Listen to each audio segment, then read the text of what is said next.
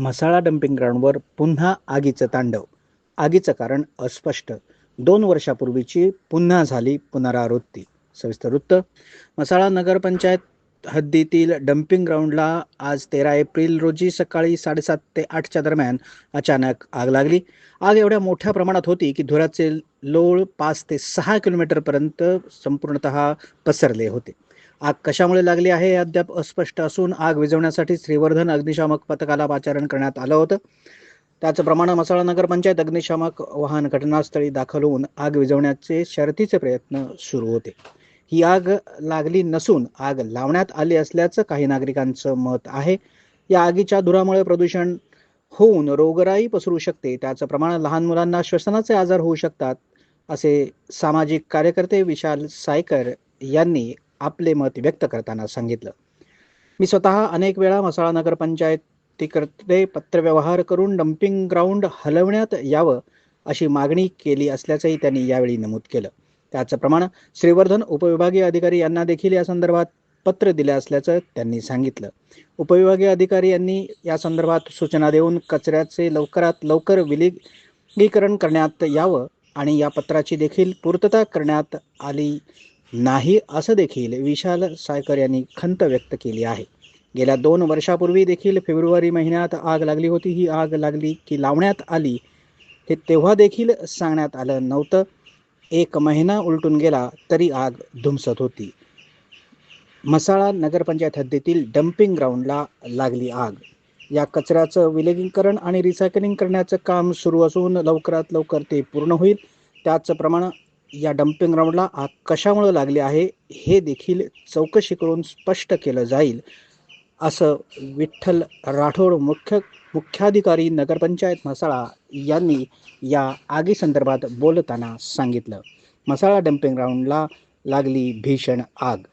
संतोष उद्दरकरसह दैनिक सूर्योदय.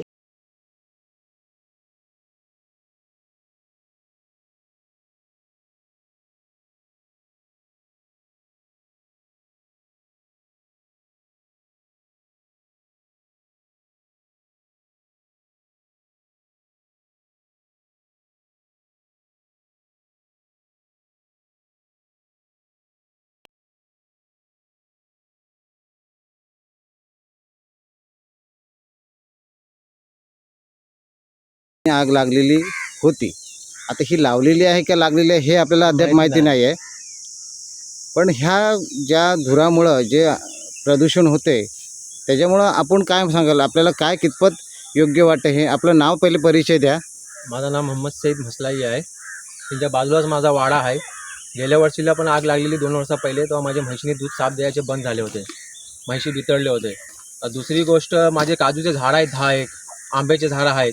माझ्या जागेला चिपकलेलीच आहे. आणि 1 तास झाला अजून नगरपंचायतचा माणूस पण आलेला नाही. आम्ही समजायला फोन पण लावलेला. आम्ही बोलतात येतो येतो पण अजून कोण आला नाही. ह्याच्या पायी मला मोप त्रास होतो. तर माझी म्हशी दुधावरून साप उडतात, माझे काजूचे झाडं जळतात, मोप माझं नुकसान होतं या बाजूला. शासनाकडे किंवा नगरपंचायतकडे आपण नुकसान भरपाईची मागणी करणार का? हां, मागणी करणार मी. त्या गेल्या 2 वर्षा पहिले पण माझे काजूचे झाडं जाम जळलेले, तेव्हा मला काही भरपाई दिलेली नाही. 50,000ची किंमत आपल्याला भरपाई पाहिजे. ठीक आहे. पूर्वी देखील अशीच आग लागली होती. आज त्यावेळेस पण एवढा मोठा जवळजवळ 8 ते 10 दिवस ती आग चालू होती. आज जर बघितलं तर पावसाने अवकाळी पावसाने नुकसान झालेली आहे. बागायतदार इथे आहेत, काजूची लागवड आहे, आंब्याची लागवड आहे, काही गुरांची इथे वावर आहे. आज हे कचरा जर माझे जवळजवळ 10 लिटर ह्यापूर्वी देखील गेलेले आहेत. तिथनं हलवण्यासाठी यांनी वारंवार सांगत आहेत की आम्ही आज हलवतो, उद्या हलवतो, पण अद्यापही इथना हा कचरा काय हलवलेला नाही आहे. आता जर बघितलं तर ह्या आगीच्या एवढा जो आज वास आहे याच्याने 100% कॅन्सर किंवा इतर आजार होण्याचे चान्सेस आहेत. आज हा साधी गोष्ट नाही. हा जर लहान लहान मुलांच्या जीवाशी खेळते निव्वळ ही नगरपंचायत.